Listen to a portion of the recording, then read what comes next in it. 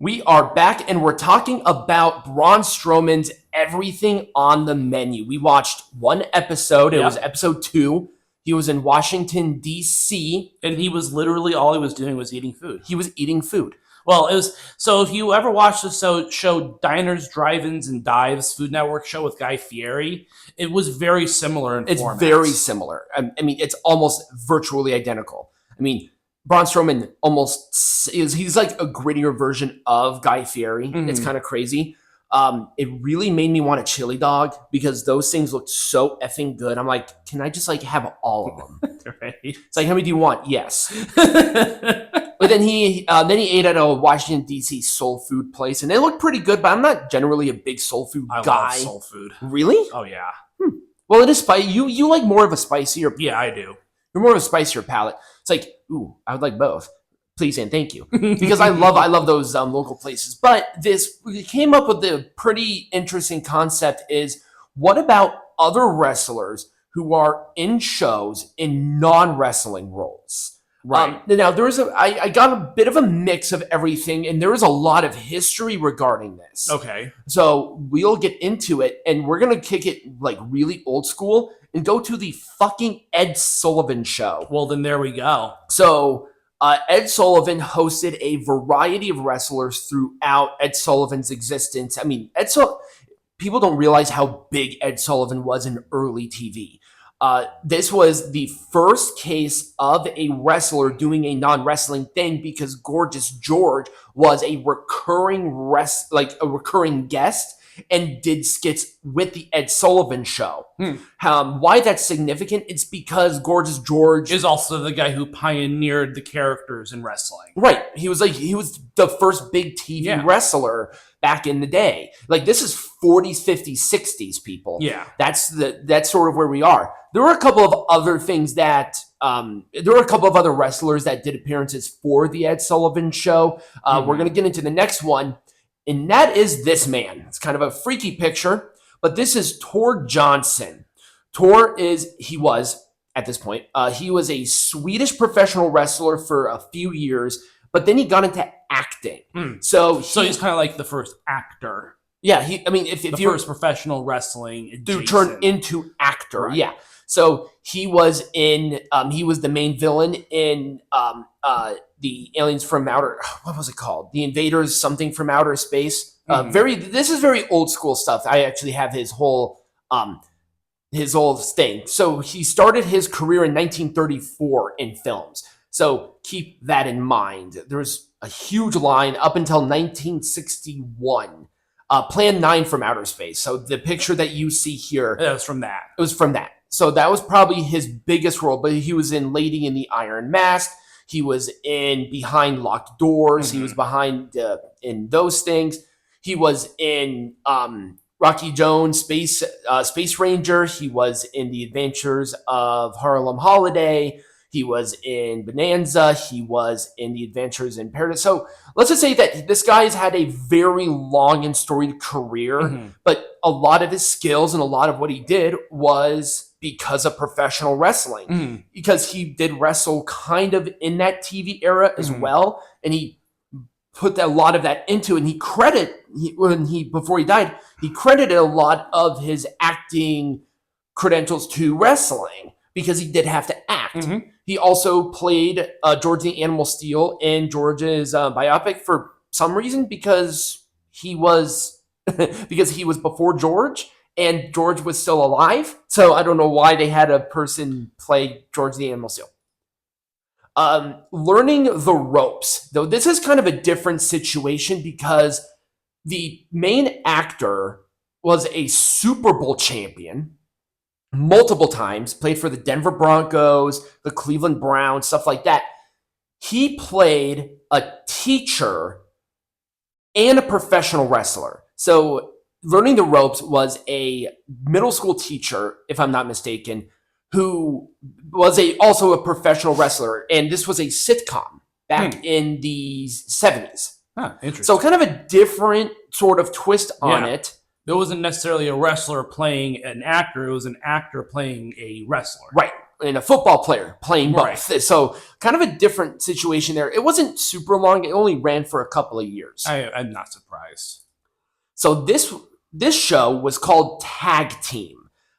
This was actually a show that never got off the ground. Right now, there are only a couple of screenshots of this show. It was produced by Disney back in the 60s. It was two wrestlers, Roddy Piper and Jesse Ventura. Yeah. And this was essentially a buddy cop sitcom. Nice. And the pilot is the only thing. And like I said, right now, we don't have it. So it's kind of lost media. It is lost media. A couple of screenshots, and this is one of them. Oh, interesting. And it's called Tag Team, all one word. It was 1961, and they showed the pilot in 1963. I could be wrong on those dates. It was around that time. I mean, when we're talking about this, we gotta talk about Hogan and Rocky 3. Yeah. You have to talk about because that was pretty much the linchpin for the 80s golden age wrestling boom. Exactly. This was it. If Hogan was not in Rocky, I don't think he would have been the name he was. No. I mean, he was already like a very high-profile wrestler at this point. But he was probably more regional than anything. Yeah, he was so he was in WWF. Then he went to AWA, became really big, but Vern Gagne didn't like him. And also, Vern did not like that Hogan was going to do this movie. So Hogan was like, this is probably a better career thing for me to play Rocky in Rocky 3. And he was fired from the AWA for it. And then he went back to the WWF. Yep. Because people need to realize, Vern, like the Gagnes were very traditional wrestling. So you don't do anything outside of wrestling, like at all. You are always in character. You don't do movies. You don't do outwardly appearances, and you don't break character. So this was very much against that. And for obvious reasons, Hogan played a lot of different roles. He was in Thunder in Paradise, which is a fantastically bad show. I love Thunder in Paradise. He played Hercules in a short-run show on Disney Kids in the late 90s. Then I could be wrong on the time there. He played a tooth fairy. He had a spaghetti restaurant. It's called Pasta Mania, which is a thing.